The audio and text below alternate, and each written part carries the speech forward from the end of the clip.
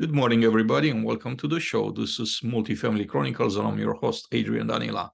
Today, we have right here with us in our virtual studio, Joelis Barandica. Joelis is the Regional Education Director with Conam Management. Welcome to the show, Joelis. Oh, it's a pleasure to be here with you, Adrian. I really thank you for the invitation and the chance to just have a conversation with you. Joelis, let's start by introducing yourself to the audience. Tell us a little bit about your background. How did you end up in the multifamily industry? And tell us a little bit about your current role as a Regional Education Director. Perfect. Well, I started my property management career about 14, 15 years ago. And I don't think anyone that's been in this industry just wakes up and says, hey, I want to be a property manager when I grow up, right? So property management kind of just fell on my lap. I was a sales rep for a water treatment company in NYC. And I was actually taking care of the related profile or portfolio in New York City. And I worked very closely monitoring their boilers, their HVAC systems, and just created some rapport. In that rapport and through my work ethic, I was asked if I was interested in becoming a property manager. And I'll be honest with you, at that time, I didn't know what property management was, like no clue. If you would have asked me 12 years ago, 14 years ago, what's property management, I would have looked at you and just given you the emoji shrug. And it fell on my lap. I started the position. It was challenging, and it slowly grew from a HOA/condo property management to having a portfolio of 12 properties all throughout the New York tri-state. And I was very successful, had a great mentorship, and was really able to understand property management, understand the budgeting process, understand that customer relationships are really what drives this industry. And then fast forward, we moved down to Orlando, my family and I, about 7 years ago. And I'll be honest with you, Adrian, when I first came here, no one would give me an opportunity. I could not get a property management job for the life of me. I did not have my CAM license, and it wasn't something that I needed in New York City. So hearing that I needed this CAM certification was really new to me. And at that moment, I honestly didn't have the funds to invest in myself and achieve this license. And it was about 3 or 4 years after I moved to Orlando that I even had the opportunity to become a property manager here in Orlando. After that, the world became my oyster, and I was introduced to some amazing people that have really shaped and changed the way I look at life. So I've been very lucky to now be fully engulfed in this industry. About 3 years ago, I did become the education director for Conam Management, and it's like a whole new world opened. I did not know what my purpose was.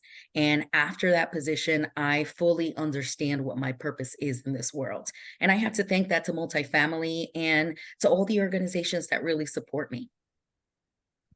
Joelis, why don't you share a few great things that are happening at Conam with us? If someone is looking at this podcast and they're considering, right, why should we look into this company? Maybe they're out for an opportunity, or maybe they aren't, but I like for you to share some great things that are going on within your company. So hopefully we get some folks out there interested that they want to knock on your door. Oh, I hope they do. I am a very proud Conam employee. Conam is a great company. We were established in 1975. We have over 53,000 units throughout the United States. Our main hub is in San Diego, California, and we have a really big showing of properties in that West region. But the region here in the Central Southeast is growing, so there are many opportunities. We have a great education and training program. We really do an outstanding onboarding for new hires. We really try to make you feel like this is where you want to be the rest of your life. We have tenured employees. Most of our employees have been with Conam for over 10 years. So that really gives you a good indication of the culture and really the amount of care that Conam puts out there to every employee. Right now we have, I don't want to give too much away because if I have people from my region listening, I can't give any any little tricks and tips away that they should know. But there is some great things happening. We have a whole bunch of properties that we are acquiring, and we need staff. And you get to work with me. So I promise you will not regret it, and you will have a great time at Conia. Working with you, it can be that, right? I always encourage people to come join my group, my team. I think we could do a lot of great things together, and I was able, over the years to attract some, amazing talent. Some of them, even if we don't work together currently, we're still in touch. We're very, very close. So I'm assuming that there's kind of the same type of synergy and relationship that you're building out there. Of course. And in all reality, we try to create industry leaders, right? That's what we really want. So it's really important for ConAm and for me to ensure that we do create those industry leaders and really provide that impact in this industry that we grow and that we really nourish. Next, Joelis, I want to talk to you. So first of all, I know that you're very involved with the Apartment Association of Greater Orlando. And I want to ask you about the facilitator training program that you have developed for the association. Could you let us in on this program and how did this idea came about, and what is the program about, and how can someone actually become part of the program? So this is a program that is really near and dear to my heart. I am a huge fan of AGO, the Apartment Association of Greater Orlando, and it's because they made me feel like I belong somewhere. Where in a time where I felt I didn't belong, and I truly do have a special place in my heart for AGO.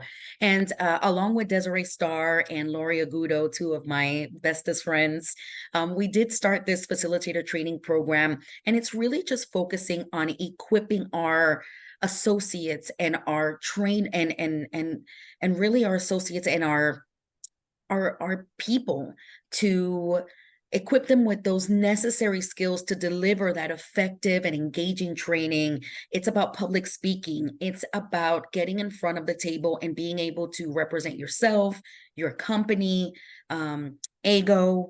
And that's really what that facilitator training program is to make you comfortable in a public speaking setting. It's to ensure that you know how to create content. How do you deliver that content? How do you deal with problem students?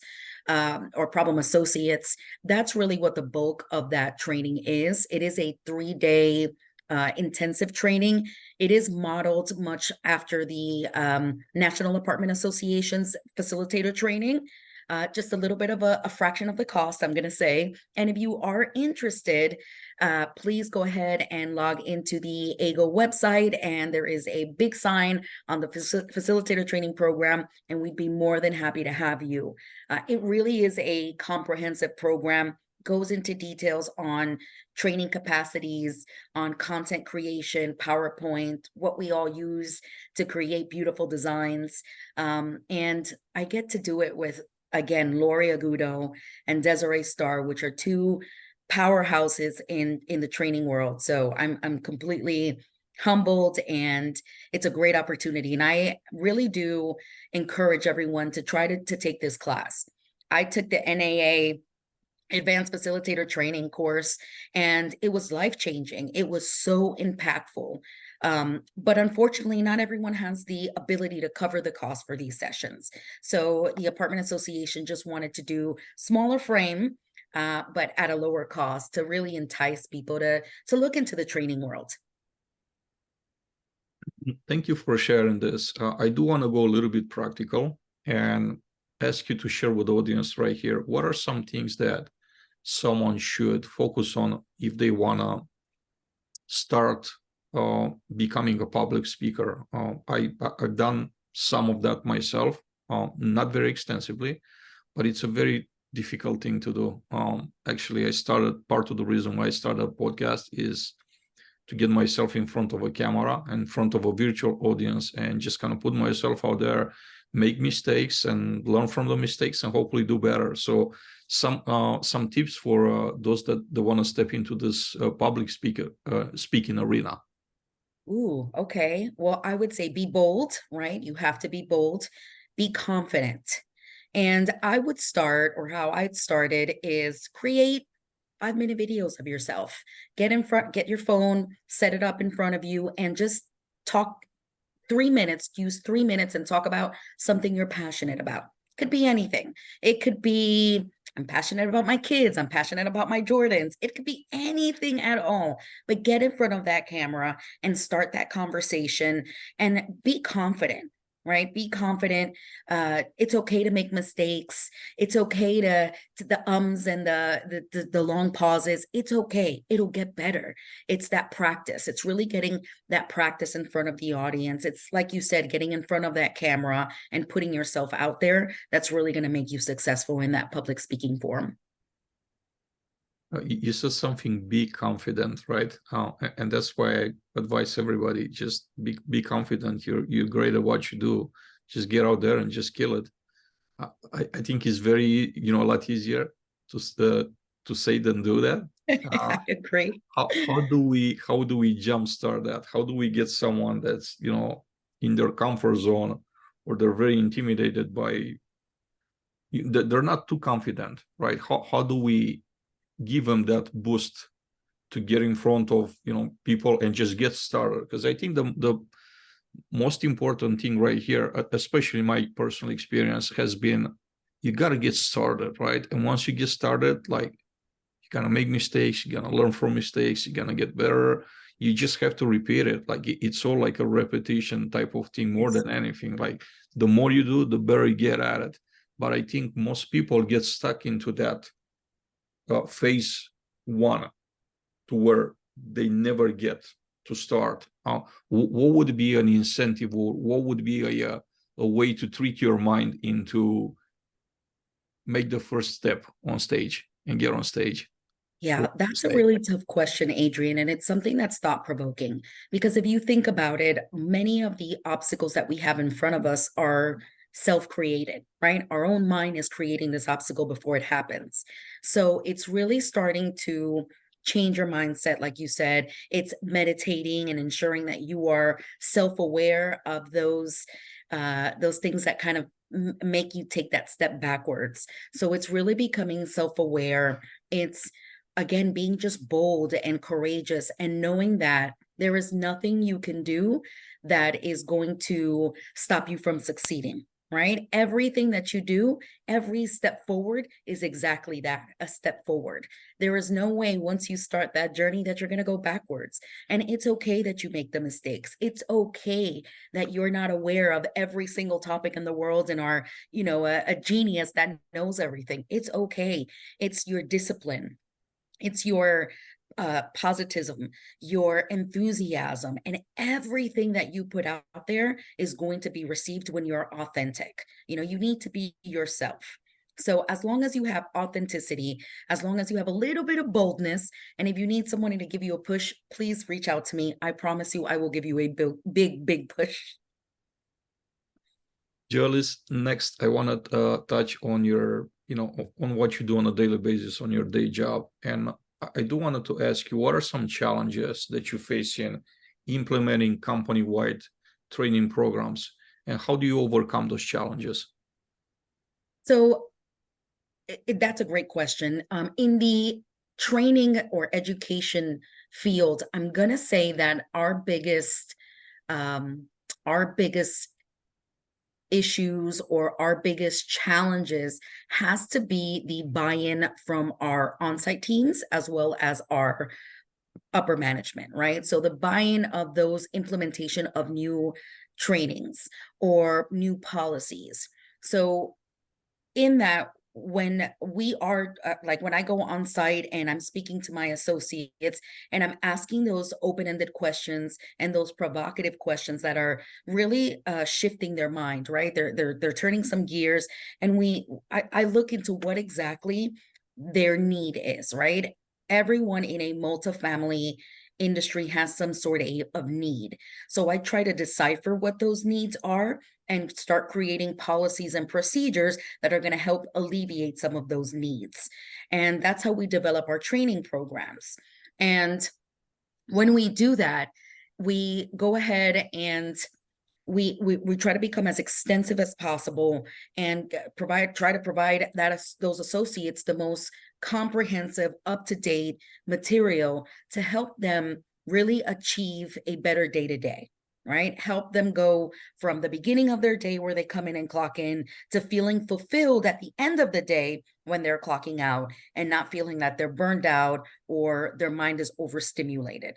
So it's really about that buy-in. It's about learning exactly what your company needs, what your associate needs, what those training demands are, and what are the differences that really don't allow you to achieve what you want to achieve. That's really what we focus on. It's how are we going to make our associates stay better? How are we going to make customer service better? How are we going to make our guests and residents and the people whom we collaborate with feel like Con-Am is their home? So that implementation, that buy-in from our on-site associates sometimes can be a little difficult because they already have so much training, right? They already go to all these training classes. So what's one more training class? Well, we try to shift their mind and really focus on this training is going to help you in XYZ way. So we always give the why behind the what, so that our associates and our upper management is aware exactly of what they're investing in. Because time is an investment. Yeah, I love the fact that you're stressing on the buy-in from a beneficiary perspective, right? And I see this in the tech world a lot, where a lot of product is being developed out there, but I'm not seeing that piece where the end user is being involved. I think there's a lot in common with training as well. So I do want to stay on the topic of training a little bit more. And as you know, my background is in maintenance. Specific to maintenance, what do you find to be the most effective ways to provide training? What does it seem to be the most effective training from your perspective, and also from the end user perspective, from those who benefit the training? What type of, like, how would the ideal training for maintenance look like in your vision? In my vision, the ideal maintenance training is something that's hands-on, right? I'm a person, I learn through actually doing, and I think most of us are that way, right? When we do our onboardings, there's a lengthy process of how to log in. I'm not going to show it to you on a computer. I'm going to give you a laptop and I'm going to walk you through those steps, because once you leave that facility training with me, you're going to forget how to do it, right? You're going to get to your computer and, oh my gosh, I can't remember. Let me reach out to Joelis. No, I want you to be able to go ahead and do these things without me. So it's empowering our associates to know that they have resources. It's hands-on training. It's continuously checking in on them and ensuring that the information that you're giving them is being received, right? Because sometimes it's not only the message, but how it's being received. So it's asking questions while in that training, having open forums. Polls are a great way, right? Sometimes our people can become a little intimidated in a education forum or in a training setting. They sit in the back of the classroom. They don't really want to raise their hand. I don't want to be embarrassed. So it's asking myself as a facilitator, is asking thought-provoking questions at that moment that is really going to help me achieve that full acceptance of my training program. And I leave there knowing that you took in the information, you processed it, and now you can go ahead and share that information with the rest of your team or your maintenance team. So that's really important, the asking questions, the doing it yourself, and then that follow-up. I love that you're mentioning polls. I think polls are one of the best, if not the best, way to learn what your customer wants. Because at the end of the day, your maintenance employees are your internal customers. They're customers too. Yeah. I've seen this so many times to where someone is trying to design, a program, a training program for a group of employees, and they don't reach out to get any type of feedback. So they're trying to imagine, like, in their own world, how is this gonna work? Like, for someone with no maintenance background, for example, to put together a maintenance training program without any input from a maintenance professional, from a group of maintenance professional, I think it's very counterproductive. Great. And I do want to share, my vision on on a maintenance training, what it should look like in 2023. Hands-on for sure, it's a big one. But also it needs to be mobile. Yes. It needs to be right here on this device. Agreed. So it has to be mobile. The days when you will sit people down at a computer, I think again, they're very counterproductive for especially for maintenance personnel, because when you think about it, like it's something that they might get for a minute, but when they're out in the field, like if they don't have this permanent support right there with them, to be able to put it on an app on their phone so they could play a how-to video for 3 minutes and help them troubleshoot, I think it's kind of a waste of a resource. I also think that training should be applicable. So whatever we're training our maintenance professionals, they had to be able to go out in the field and apply. That's right. And I also don't believe in blanket training when it comes to a training curriculum. Of course, we know that fair housing and preventive sexual harassment and the other required by law training, classes had to take place. They had to take place for all employees. I think we should have like a mandatory, like a core number of classes, and then the other classes that the professionals should be taking should be a combination between what the employees want. So we give them a range of 10 classes. They got to pick like 3 out of the 10. And then their supervisor has to step in and pick another 3. I'm just making up some numbers, number could be 1 or 2, whatever. That's a matter of strategy. What do you think about this way of looking at maintenance training? It's funny you mentioned that, Adrian, because that's the way ConAm's trainings are kind of put together.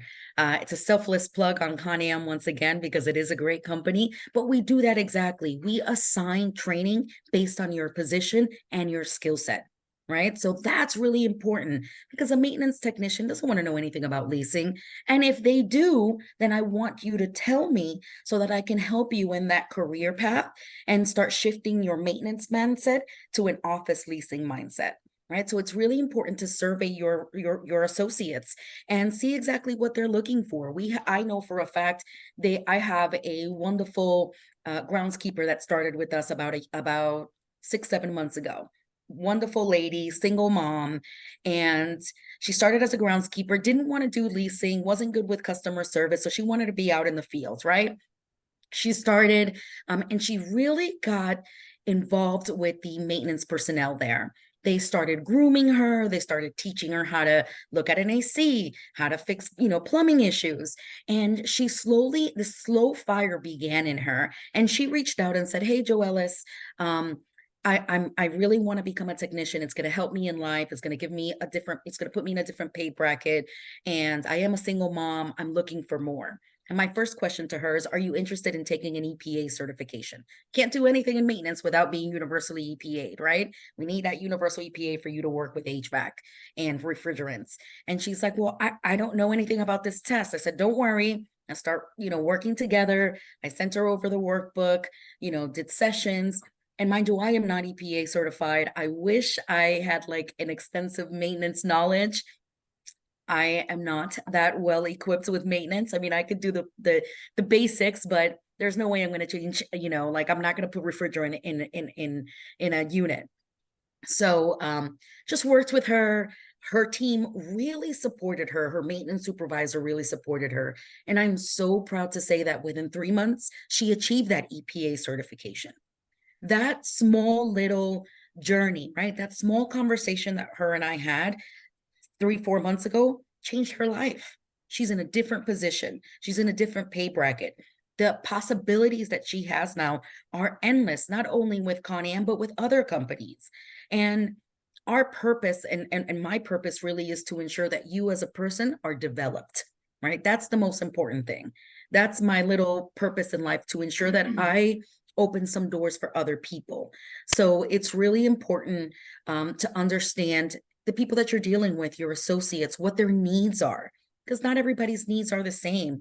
So we tend to create and craft our training based on your positions, what your strengths and weaknesses are, and also the leadership path that you want to take.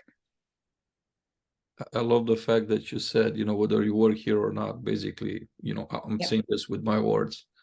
We want what's the best for you. And that's Correct. what I always tell my teammates. I don't do this of course, our company would benefit from it too. But if you at some point decide that, this is not the place for you to be, I'm still going to wish you the best of luck. And I'm still going to make a commitment to invest in you with Yep. no guarantee that, you're going to be here for 3 years or 5 years or for whatever period of time. If I'm going to do a good enough job in helping you grow and have good, enough opportunities for you to stay, I don't have to worry about anything. That's right. And if at some point, your path and our path, had to be different, had to become different, It's okay. I still, it's okay. Like, it's really okay. I still want to wish you the best of luck, and I'm still going to invest in you regardless. So No, I love that, that's amazing. Adrian. That's really, and I mean that wholeheartedly. That's my purpose, right? To ensure that everyone whom I come across leaves with a positive impression, with a fire to want to do something else and to do something that's going to progress you forward. It's, opening doors for people so that I'm not the only one sitting in this room. I don't want to be lonely. I want people with me. And in fact, I want you to want other people with you so that we can all be in this great grand ballroom and have a great time together. So, that is a commitment that I've always had with my teams. I've been lucky enough that when I was on site and a property manager, many of my teammates now are in regional positions, are community managers, are maintenance supervisors or maintenance regionals. It's continuing to invest and pour into the people that you meet with and deal with on a day-to-day basis. That's really going to make you feel fulfilled. It's not a title, it's not a pay bracket. And although pay is great, right? Everyone wants to be a millionaire. Yes, it'll make you a little happy, but it's not going to fulfill you. And that internal fulfillment is really what's important when you're traveling this long path of life. Joelis, want to switch gears a little bit and go outside your day job and talk about Joelis outside of her day job, right? 9 to 5. And my next question is, as an officer of the Apartment Association of Greater Orlando Board of Directors, what are some key responsibilities that you have in this role? Well, as a officer of the Apartment Association of Greater Orlando, which is something that was a career goal of mine. Like I said, I have a very soft spot for ego. There, we really just strategic planning, right? Ensuring that the association is going to be running for a long term, that we are advocating for the interests of our multifamily professionals in our region. It's really just getting involved with our local resources and be a resource to those politicians that really aren't involved in multifamily. It's being an advocate for affordable housing. It's being an advocate for residents. It's being an advocate for the people that work in this industry and that give it their all. So that's what my portion of being an officer in the Apartment Association is all about. It's really a responsibility about strategic planning and advocacy for our multifamily family. Another project that you're involved in is being on an advisory board at Entryway, Yes, also known as Shelters for Shutters. that's right. Tell us a little bit about your role and what are you trying to accomplish out there as being in this role? Wow, this role is really special to me for different reasons. Well, as part of the advisory board for Shelters to Shutters or Entryway, is really providing guidance and support, and really supporting them in their mission of helping individuals transition from homelessness to a sustainable living or sustainable housing, which really aligns perfectly with my values of community empowerment. Shelters to Shutters is a new nonprofit organization that has become nationwide. And what they do is that they take formerly homeless individuals and they train them and provide them job opportunities in the multifamily or property management field. Honestly, they have great partnerships within the industry, and it's people that are experiencing situational homelessness. We just went through a pandemic and many people lost their jobs. And going through that situation and where you're losing your job, I see it on LinkedIn all the time. We have people that are being laid off left and right. It's really important to understand that things happen. We're not always going to be in the position that we are today. We have ups and downs. And in order for you to move forward, having that resource, having a group that's going to support you, that trains you, and that allows you even job placement is just, it will enrich the community so much that there's no way I could say no. I really recommend anyone who is interested in making a difference to go ahead and reaching out to Entryway. We have opportunities for sponsorship. We have opportunities we still need more people on the advisory board. We need partnerships within our industry. So please feel free to reach out. I'd be more than happy to connect anyone. Myself, I've been situationally homeless in the past. And if I would have had a corporation or someone just guide me, take me by the hand and say, hey, it's okay, made some bad decisions, but you're going to be okay on the other side, would have helped me tremendously with my mental health. So that's exactly what Entryway is doing. It's providing you resources. It's providing you that mental health. It's providing you job opportunities, and you're being trained. Many of these Entryway associates are coming out with CMT licenses. I have one that's currently taking a CAM license. I have one that's graduated that we just hired at ConAm with her leasing degree. We have people that we've enrolled in Valencia College with their property management degree. It's really connecting the dots and ensuring that people will be okay. So for me, it's one of the most important jobs I have. I want to go next to another project that, this is your own baby. Ooh, I know where we're going with this now. So let's talk about Latinas in Multifamily, your baby, and tell us about the project. How did it come about, and what type of impact has this organization made so far? Yeah, Latinas in Property Management is my baby, and it's still a baby, right? We're still in the diaper phase, but it's something that we're really passionate about. And what Latinas in Property Management is really just giving Latinas an opportunity for growth, for empowerment. It's like you mentioned in the beginning, how do we push that person to get out of their little shell and ensure that they're successful? Well, that's what we're here for, to empower you, to help you, to guide you, to be that mentor. And I'm lucky enough to have partnered with some amazing women that are part of my little advisory board, like I like to call them. And we have created a website. It will be launched soon. So we're doing a official launch. It's about networking. And that's what Latinas is all about. It's about networking, creating opportunities, and ensuring that as a minority, you feel like you have a voice and you're heard. And how this all started was, I've been in property management, like I told you, for about 12 to 14 years, on and off. And well, we have tons of Latinos in the on-site field, right? So we have a ton of community managers. Many of our maintenance personnel are of Hispanic descent. When you start going up that ladder, you start seeing less and less of us. Why? We're capable. We're community managers. Why can't I be a regional? What's holding me back from being a regional for the same company that I've been a community manager for 10 years, 5 years? Sometimes it's self-confidence. Sometimes it's you don't have a mentor. Sometimes it's you don't have someone that's going to push you and say, hey, I'm sick of you being stagnant. Let's move on. And that's what Latinas is here to do, is to empower you, to guide you, to give you resources.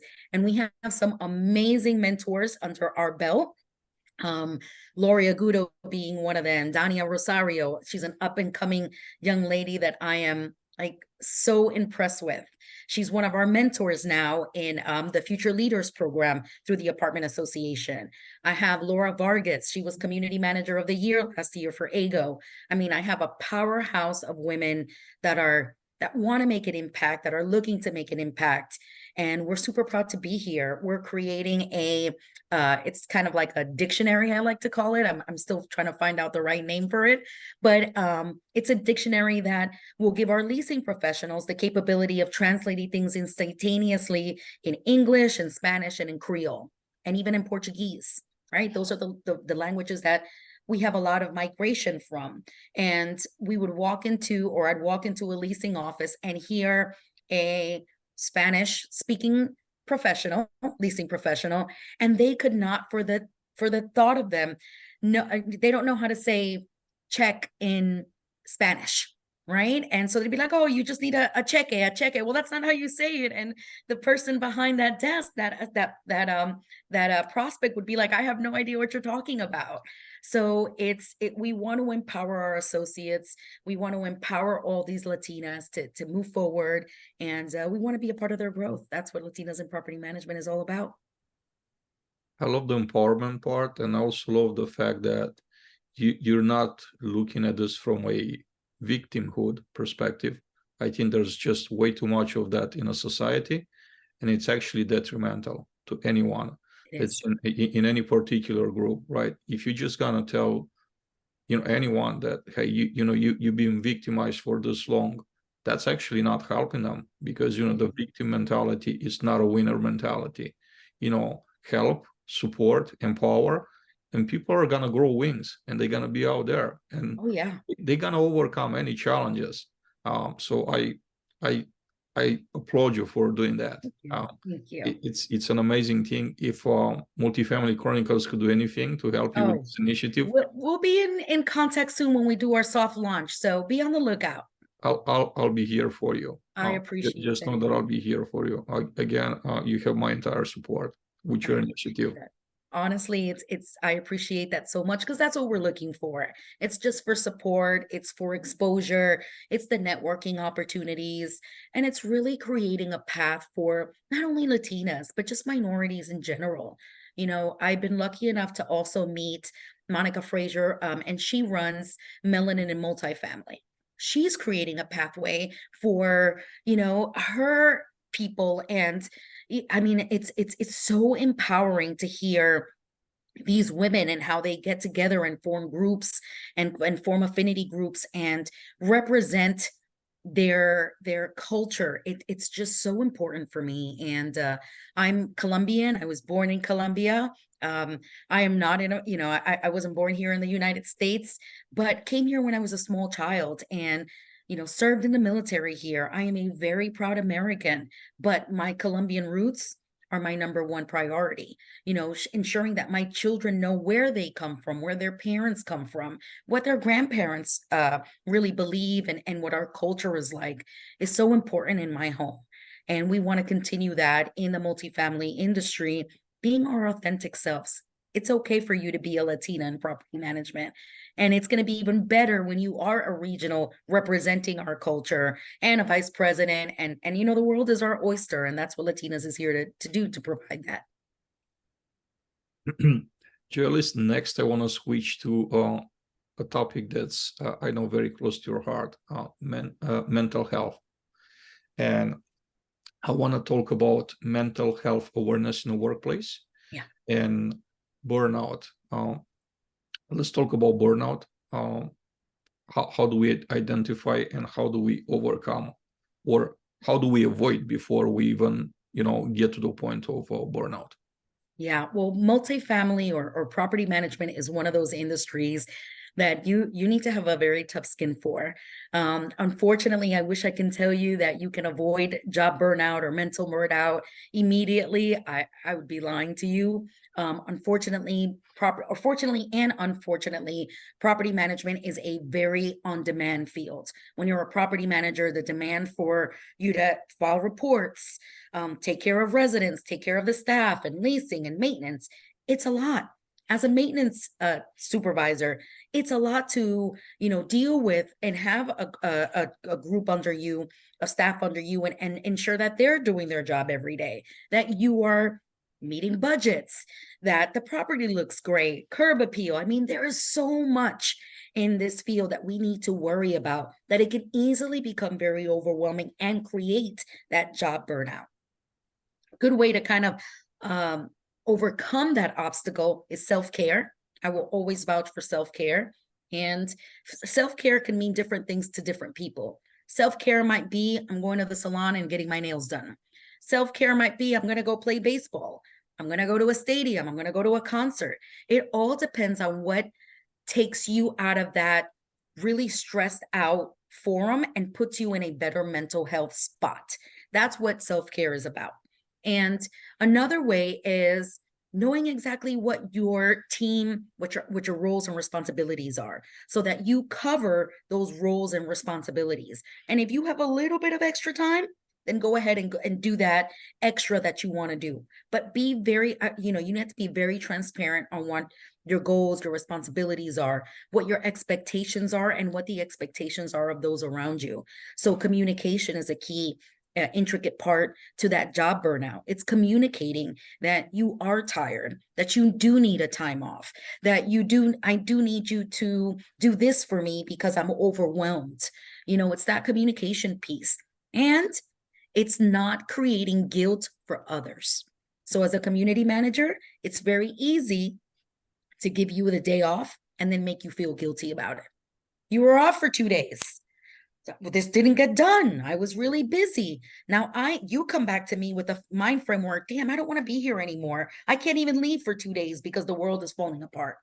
So it's ensuring that you make others feel that they deserve that self-care day so that they can come back to you and give you that 101%. And it's also, like I said, communicating what your expectations are. And some people, sometimes they need you to do something for them and they expect you to do this every day. But if I don't know that this is your expectation and I don't do it one day and you're mad at me, I don't know why. You never told me that this was your expectation. You never told me that you wanted me to open that tour to look at the tour path every day. I'm used to doing it, but I don't want to do it today. And if you don't tell me that's your expectation, we're both going to be pretty upset at each other the whole day, right? There's some attitude, there's some conflict, but it's that communication that's really a great piece, and ensuring that you don't make others feel guilty for needing that self-care. One other topic that is not enough talked about is mental illness. So I want to talk a little bit about how do we identify, how do we find signs of mental illness, and then how can we help when we see those signs in someone's behavior? Yeah, I was lucky enough, and I really encourage anyone and everyone. I took a mental health first aid class through the National Council of Mental Health Wellbeing, excuse me, and it was a life changer. It made you aware of signs and symptoms. It made you aware of ACEs and how the way we're growing up, the way we were as children, or the way that our parents kind of helped raise us, really affects and mold the rest of your life, right? If you, as a child, experience a lot of trauma, later on in life, you're going to carry that trauma with you, and it's going to show out in different ways. It could be substance abuse problem. It could be an anger problem. It could be something of concentration. I mean, it really does shape your future, how you're raised as a child. And mental health awareness is just so crucial.